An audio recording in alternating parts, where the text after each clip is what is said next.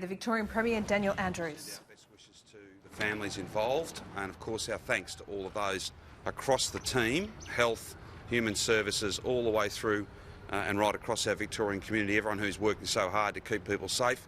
I want to thank every Victorian who's doing the right thing. These are unprecedented times, they're very challenging and difficult times. I know I'm asking a lot of you, and I want to thank every single Victorian for the way in which they're doing the right thing. It is something that makes all of us very proud to think that we're coming together and looking out for each other, looking after each other, not just acting in our own interests, but acting in the interests of our community, our state, and the health of everybody, not just the most vulnerable, but indeed every single Victorian benefits when we all work together to stop the spread of this virus, to flatten that curve, to make sure our health system doesn't become overwhelmed, and that we save lives. Just on the issue of those who we aren't thanking today, there are some who've done the wrong thing. They are the very small minority, but they should be aware that they will get caught. Victoria Police are out there doing their very best work. 1,500 checks have been done in the last 24 hours, 39 fines, 16 of those, that's the cumulative total, 39, 16 from the last 24 hours or so. So police are out and about, they are checking, they're not mucking around. If you're doing the wrong thing, you will be caught, because if you're doing the wrong thing, you're putting the safety, the health, the well-being, the life of one of your fellow Victorians at risk, maybe many more than one. Do the right thing. It's really important for all of us, and if you don't, you may well get caught and be given a very significant financial penalty. Now, I just wanted to update you on some developments that have occurred today, some changes we've made. As I said before, these are not ordinary times. Business as usual simply won't get the job done. This is an unprecedented crisis, something that none of us have ever experienced in any of our lifetimes. So I have today established, and the Governor has sworn in, a Crisis Council of Cabinet.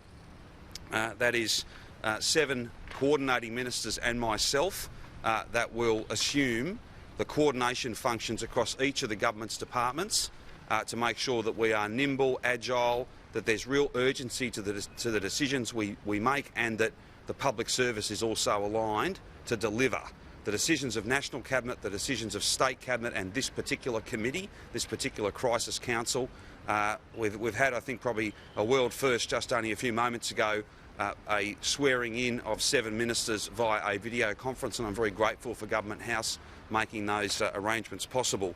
Business as usual won't get this done. Government has to change. The public service has to change, and that's exactly what we are seeing happen from this swearing in today, but also some of the other arrangements we've put in.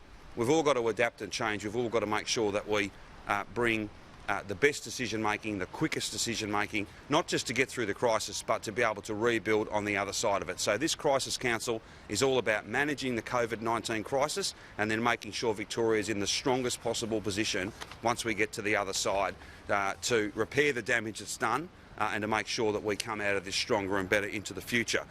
Those ministers are James Merlino, Tim Pallas, Jacinta Allan, Jenny Mikakos, Jill Hennessy, Martin Pakula and Lisa Neville, and myself. We will be that Crisis Council. Other ministers will be dealing with very specific tasks in relation to COVID-19, but more broadly their other portfolio responsibilities, and assuming some of the other day-to-day work that these ministers on the Crisis Council will not be able to get to, because they are almost exclusively focused on what is the biggest challenge that's faced our state in living memory. I'm more than happy to take any questions you have. I know you're all close to deadline. It'll be meeting as often as it needs to, Lundy. It'll be meeting very, very regularly. Cabinet will still meet each week, but there'll be no other sub-groups of Cabinet. Cabinet committees will be replaced by this Crisis Council, but the full Cabinet will meet weekly. This group of ministers will be meeting both as a State Emergency Management Committee, as a Budget Committee. The COVID-19 Crisis Council will meet as often as it needs to. So how long will Cabinet continue to meet weekly, or is that... It will. Cabinet will continue to meet weekly. These arrangements will be in place for at least 6 months. I've briefed all my colleagues. We had a full Cabinet meeting today.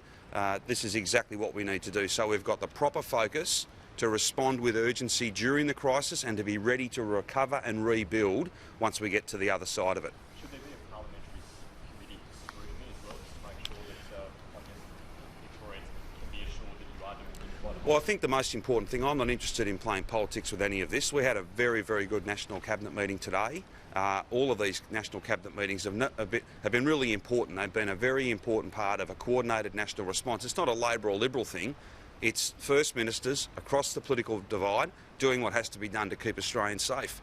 There will be a parliamentary sitting to pass through all of those important budget bills. That'll be a fairly brief sitting. It'll be, if you like, perhaps half a day, maybe even less. But that'll be an emergency sitting in the middle of an unprecedented time. I don't know how many media conferences I have done. I know I'll be doing many, many more. There's a lot of scrutiny, and there should be, because this is about life and death. I think we're all just getting on with this. People are getting briefed if they want briefings from the other side of politics. But we're all focused not on the politics of these matters, but doing what has to be done to protect our health system, to make sure we're not swamped by this virus, and ultimately to save lives. The Victorian Premier there, Daniel Andrews.